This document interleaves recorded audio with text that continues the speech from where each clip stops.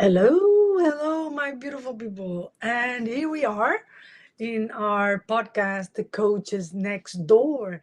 And today we have, a special, they are all special, but this one was a topic that really um, came to me along the week. And you know that my job is basically, working with people every day. And if it's not in a coaching session, is by supporting, because I also do supporting after the coaching sessions. So I normally say that I really deal with the most, raw, pure as well, of people. And some things, they really, you know, catch my eye in the sense of, oh, okay, why this is happening and what is the real reason that this is happening. Sorry, I was just opening the chat that I forgot. So if you want to ask any questions along the way of this time that we are going to be together, please do so through the chat, and I will make sure that I will reply to your question. So what I was saying is that sometimes I get really, because imagine in a week I can be speaking with 20 different people, sometimes even more, right? Um, as not, of course, I talk with a lot of more people, but as a coach or a mentor, I really talk with a lot of different people and different cultures. So, and some things really go, above all these differences that people have, um, and they go for, what is this all about, and what is really happening for this to be here. And in this case, today, I bring the topic of why some people just even ask for change and they put themselves in really constant change, and why some people don't, why some people, even sometimes we hear this like this person will never change. And is this just a myth, or is really a possibility that some people don't change? Is a possibility that some people really have more, let's call it, difficulties to change? Of course, we are always changing, so we need to divide here and be a little bit more specific about what change we are referring to, because even if you don't do anything, it's not under your choice to change every day. Okay, so some change is part of our condition as humans and being alive. I'm talking about the change that we, you know, or want, or the change that sometimes people think that we should be going for. So that intentional change, that's what I'm talking about, okay? Because again, I'm going to repeat myself, that some things are not under our decision if they change or not. Like age, like life, like time, like, yeah. So that's it. But I'm talking about the intentional change. Okay, the change that people go for and people want to go for. And um, one of the things is that I believe that is so incredible, because I meet people that I go like, wow, why this change? Even sometimes people are asking and realizing, okay, I need to do something different, and I don't like what I have right now, so that means that I need to put myself in a process of change, right? So the person even wants change, but is sometimes you really face a moment that change is not is not is not there, is not coming. And I think we went to, I want to go away from this, motivational quotes or sentence that everyone says, and I really want to go for the biology of resistance and the neurolinguistic programming and how our mind deals with that, and the philosophical courage that we require to face ourselves. So is all this is the recipe, let's say, of change, right? So it's not.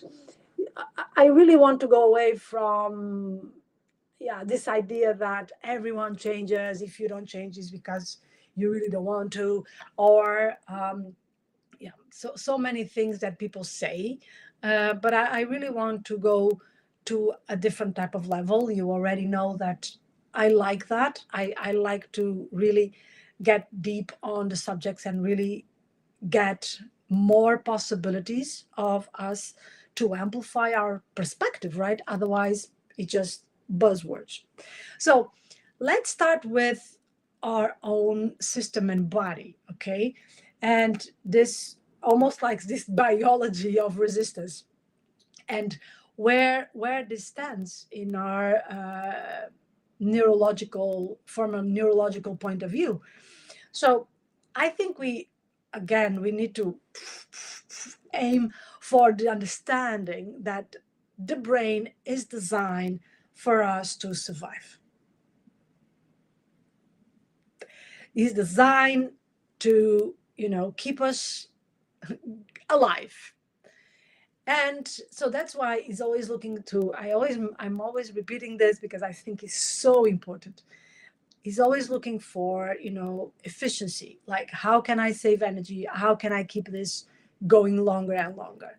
So the brain is not made for growth, for happiness, for, all that. The brain is, oh, I have a mosquito around here.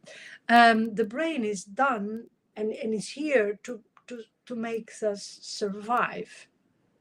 That's why we create, a lot of constant brain path. That's why we repeat and repeat and repeat, neurological path. And it's so sometimes so delicate to change those paths.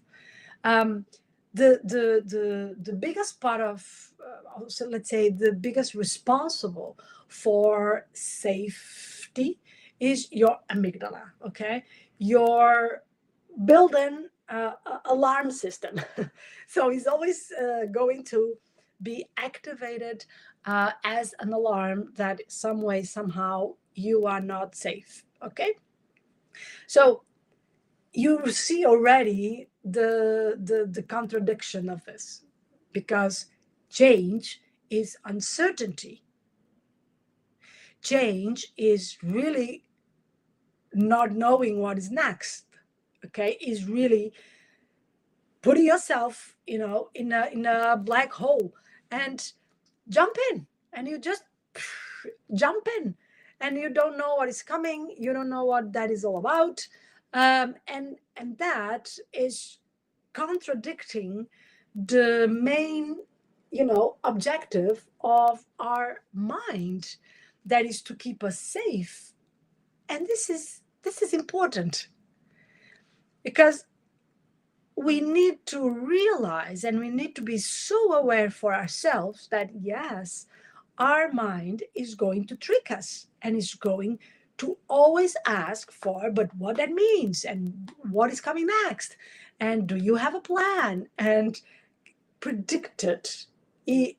Almost like the brain wants, sometimes it's like, oh yeah, I want to change, but I know about what I'm going to change to and what that means and what will come. And most part of the times in change, we cannot reply, if it's really, change, we cannot reply to all those questions before the change is there.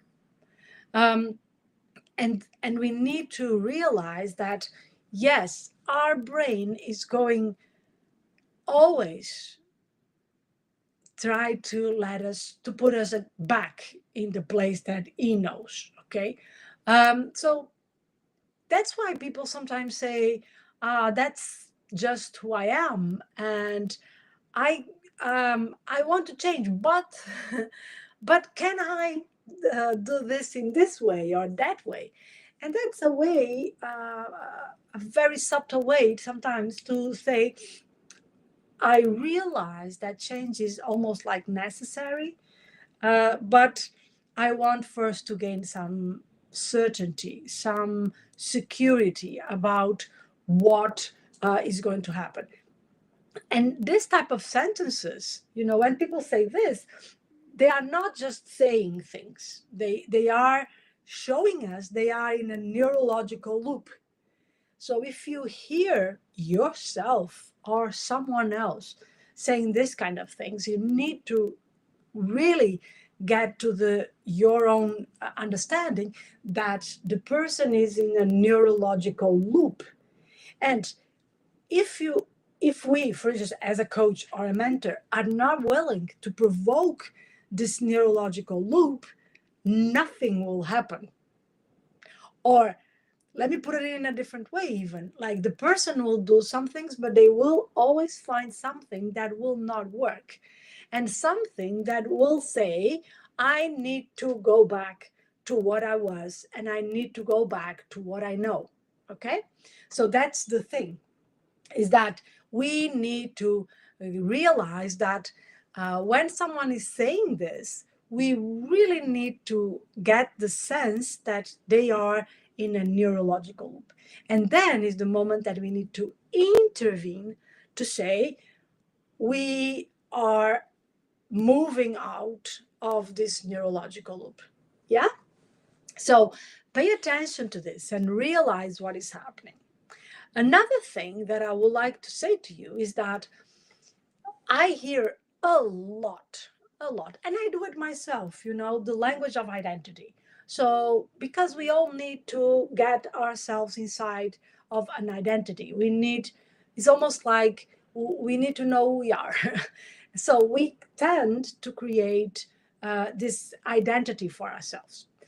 And it's not that bad to create an identity, but what happens is that when we are doing this identity, closer, like smaller the identity is, smaller also for us change, less space for change. Okay. So if I say myself, oh, I'm not a morning person, okay, that is a very close identity, right? And that will at the same time close up the possibilities for me to change. Okay.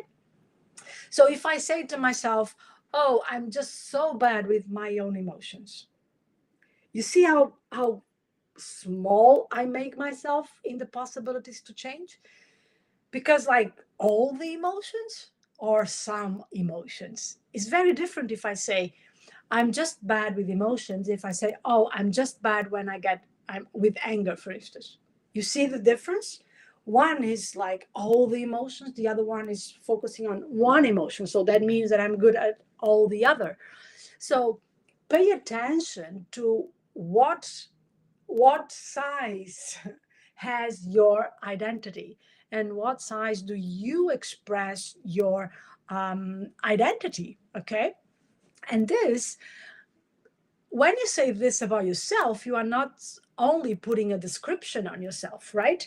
You are really getting to your brain neurological instructions. You are saying to your brain, hey, this is the instruction. The instruction is that, yeah, I don't like mornings. And the brain will act upon that instruction. So it's very important that we identify the logical levels of change, because that we can also think, okay, what is my instruction about that? And we have change on the environment, okay, what surrounds us. We have change in our behavior. We have change in capacities that we have. we have change in beliefs, we have change in identity, and we have change in purpose. Okay? So each one of these levels will require awareness on what I need to change, what is the instruction that I need to give to myself upon these levels of change. Okay? So the deeper, let's say, the more inside the level is, of course, greater the change. Okay, so let me give you an example. I can change the the way my furniture is in my living room. Okay, but I can also change what is the purpose of my living room. You see? So deeper and more inside I go on this, where I'm going to apply change, the more, sustainable it is as well, because then it's not anymore from the external to the internal, it's from the internal to the external. Okay, so that's why the way I identify myself is so important, because it's, the level just after my own purpose. So what is the things that I'm saying about myself? What is the things that what is the neurological instructions that I'm going to give to myself about myself? Okay. So if you want really to shift our identity, um, we need to change the beliefs that we have about ourselves. And because that means that, okay, if I don't do that, I can change a behavior. But if I keep the belief, for instance, let me be more practical. I'm not a morning person. Okay, but I want to change that, so I'm going to change the behavior. And I'm going to put my alarm for, I don't know, 6 o'clock in the morning. And I'm going to do that for a while. But if I don't change this belief and this identity that I give to myself, that I'm not a morning person, I can almost guarantee to you that sooner or later you will fall back in your own previous patterns, because the behavior is, a tool outside already. It's still inside. I'm doing it, but it's reflected on the outside. And if I don't change the identity that I give to myself in relationship of being a morning person, then sooner or later, I will go back to my own pattern and I will confirm my belief. Guess what? And this happens a lot, a lot. I see a lot of times people saying, yeah, I went to do this coaching, we do this and that, but then, yeah, after a while, I went back to my old patterns. That means that the change was given in a very, in a level that was not enough, in a level that was not the level necessary to bring that change and make that change sustainable. Yeah. So um, let me put it this way. So if this is true for all of us, even of course some people have more plastic identities, some people make that identity very, broad and abstract. um, why people change and what makes people change? So it's basically two things, is emotional intensity or deep reflection. Like they get a moment that is so impactful emotionally that change is already there, because even the impact of the emotion is so big that they get, a different biology. Or a deep reflection, like, I don't like this, I don't like what I do, I don't like what I get, I don't like, the way that I'm doing my own life. So Change almost, let's say, comes by this realization that whatever is happening in the system is not what we want that happens in the system. And this is yeah, intense, because you are going to hear a lot that people change when the pain is pain enough. So when people say, okay, you know what, this is already, this is too hard, it's becoming too hard, it's becoming too painful, and then is when they say, okay, I'm going to do something about this. And normally this comes from an emotional intensity or a deep reflection. And I will say, don't wait for the emotional intensity, will come someday, somehow, but don't wait for that, because it's going to hurt, and it's going to hurt sometimes really badly. Okay, so the ways and the steps that we go for change is basically neuroplasticity. The brain needs to rewire, and I think sometimes people are not aware of that. For real change, the brain needs to rewire. It needs to create emotionally, inside of the emotional intensity, a strong why. Why I'm willing to change, and then cognitive flexibility, like the ability of thinking in new ways. And yes, sometimes this is not totally possible by ourselves. And repetition to install the new belief, to install the new behavior. So, in every change, we are going to have a moment that we need to say, okay, this is my strong why. And then we need to say, okay, I'm ready to shift my perspective to see this in a different perspective. And then I'm going to repeat the new perspective until it becomes a path, until it becomes that thought, that behavior, whatever it is, natural, becomes my automatic pilot, my new automatic pilot. And this, of course, with neurolinguistic programming, we work a lot on this with anchors, with timeline work, with submodalities. So we really rewind, I call it the recipe, you know, we really make a new recipe. So I always say this, and I think is a great way to explain it. Is like some people are always doing, chocolate cake, and I go like, okay, let's change the perspective and change one ingredient, and then we have an orange cake. So, and we want to repeat that orange cake until we are really good doing the orange cake as we became doing the chocolate cake. That's basically what we are talking about.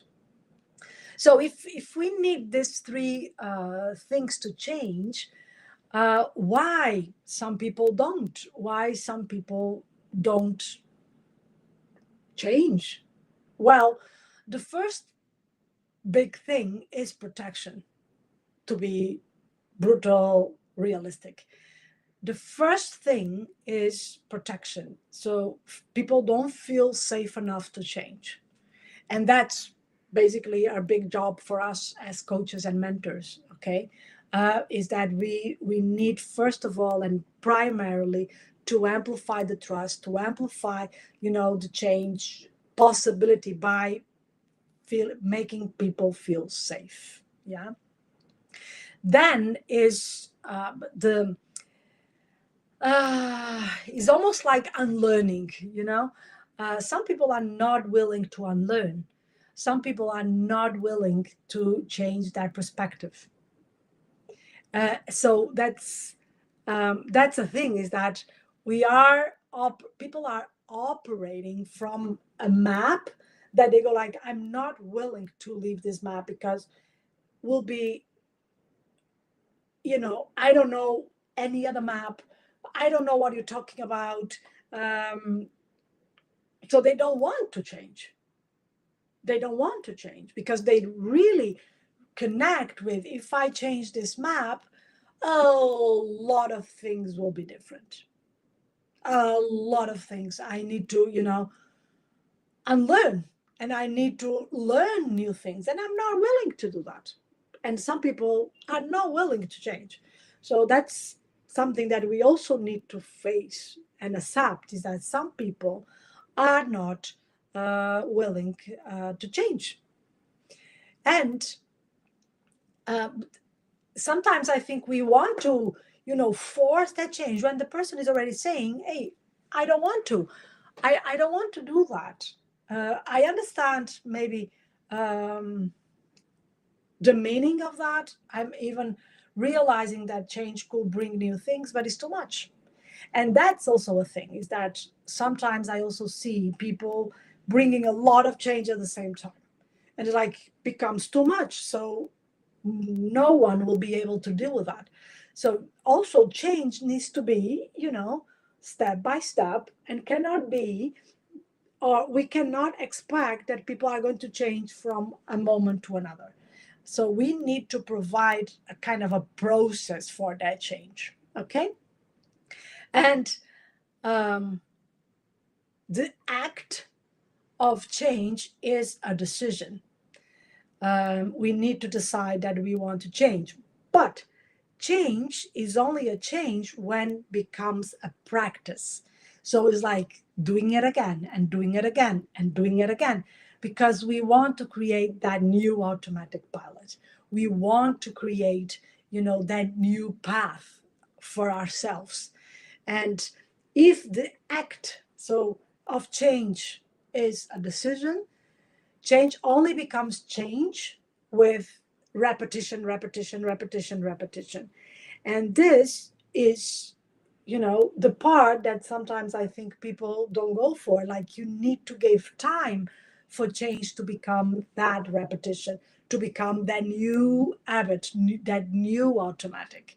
And sometimes I think people don't repeat time enough to see the change becoming that new habit. Okay. So some things for you to take with you. Pay attention to your language. Pay attention of how you identify yourself. Pay attention, what do you say to yourself? What is the commands and instructions that you are giving to yourself? Okay. And um, as a reminder, your brain can change, your story can change, you can change. But for that, you really need to realize that you need to bring, all this in a kind of a almost like a daily exercise. um, and realizing that, yes, if I'm not feeling safe, will be more difficult for me to change. So that is one of the first things that we need to take care of. Maybe the person that I'm going to change with, look for support, but also what is the safety that the change could bring me. Sometimes also that reframing helps. Okay, so this is what I would like to bring to you: change. And probably we'll come back to this topic. And if you have any questions, or if you do this exercise and you feel like, okay, I have some doubts here, please let me know. I will be thrilled to reply to your questions. Have a great weekend and